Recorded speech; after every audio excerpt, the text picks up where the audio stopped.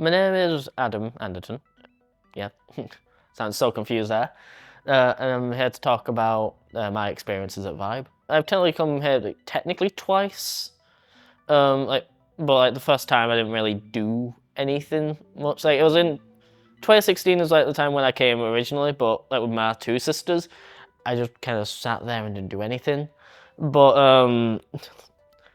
like in 2017 is when I officially started doing stuff. But it still wasn't that much until I asked about doing like editing sort of stuff, and that's how all this, I guess, technically happened. Now I technically just do editing videos and stuff.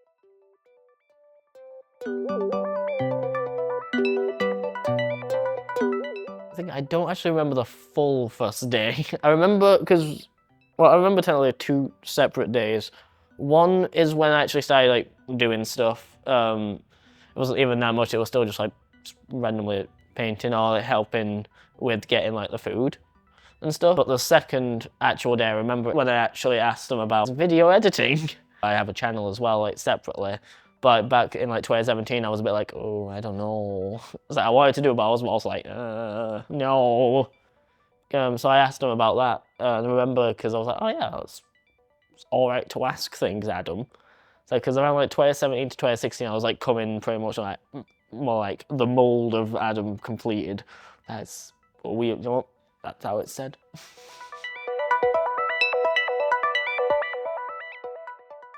I'm proud of all my projects, really. Adam Mech's like franchise, like we call it the franchise.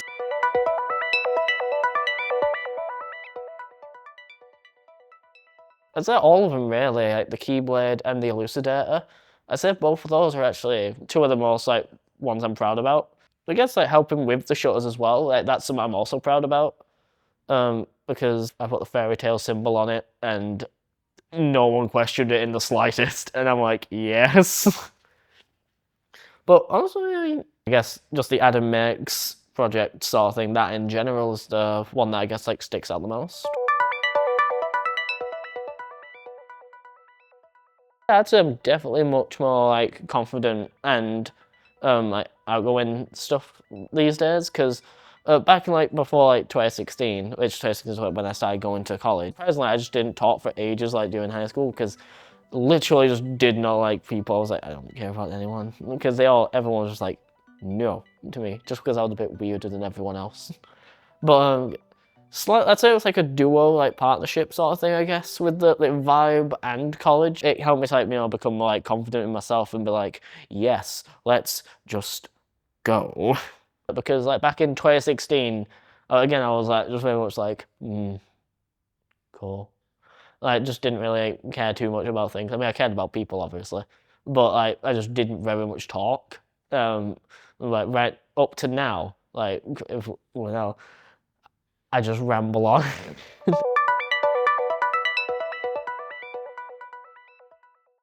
When Alison asked us, like back in 2019, this is the end of 2019, so right before 2020 happened. It's like, Adam, do you want to make a wish on this like little tree thing like they had like on the wall? And it was like, ah yes, what do you wish for?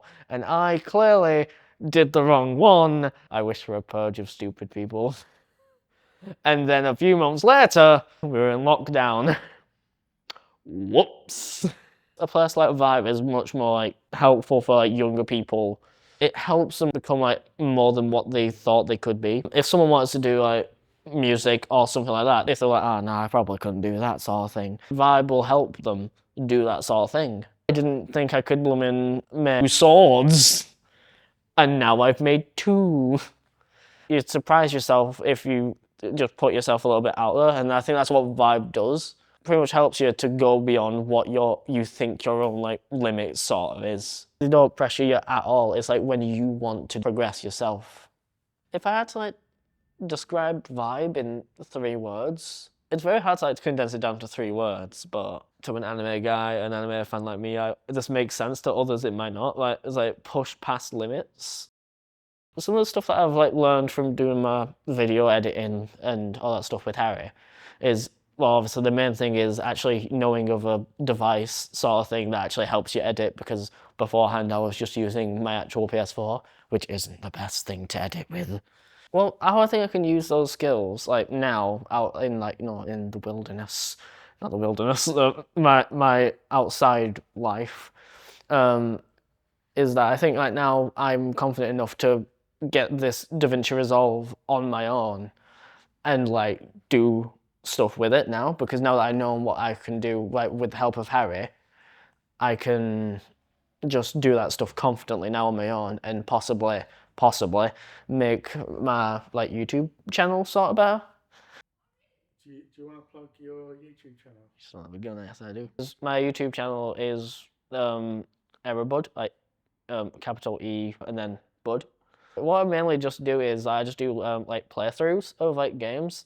There's no like specific sort of like genre of one sort of games, like because sometimes I'll play like Crash Bandicoot. Other games I've done like Dark Souls, Bloodborne. That's another one that I did. Yeah, it's like it's mainly just any sort of game. Obviously, if someone tells me, "Oh, you should play this game," I'll play that game. So it's mainly just playthroughs. Like if you want to see a half terrible guy play video games and get lost for 40 minutes trying to find a lock. This guy. That's only happened in one video. Please don't take that into account. Please.